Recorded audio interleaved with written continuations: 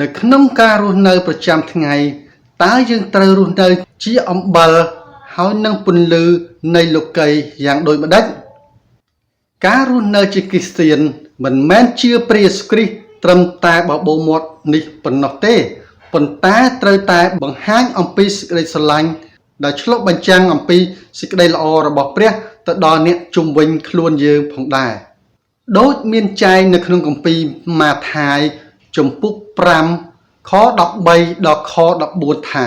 អ្នករាល់គ្នាជាអំបិលហើយជាពន្លឺនៃលោកី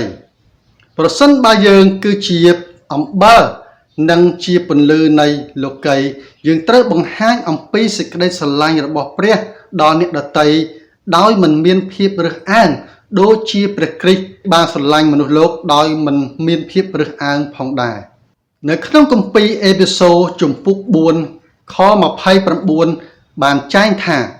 មិនត្រូវឲ្យមានពាក្យអាក្រក់ណាមួយចេញពីមាត់របស់អ្នករាល់គ្នាឡើយត្រូវប្រើប្រាស់ពាក្យសម្ដីដែលល្អៗសម្រាប់នឹងស្អាងចិត្តតាមត្រូវការដើម្បីឲ្យបានផ្ដល់ព្រះគុណដល់អ្នកដែល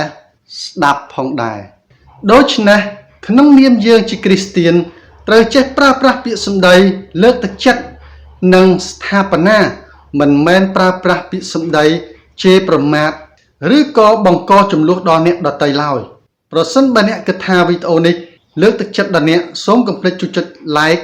comment ហើយ share ដើម្បីលើកទឹកចិត្តដល់អ្នកដទៃផងដែរសូមអរគុណសូមព្រះប្រទានពរ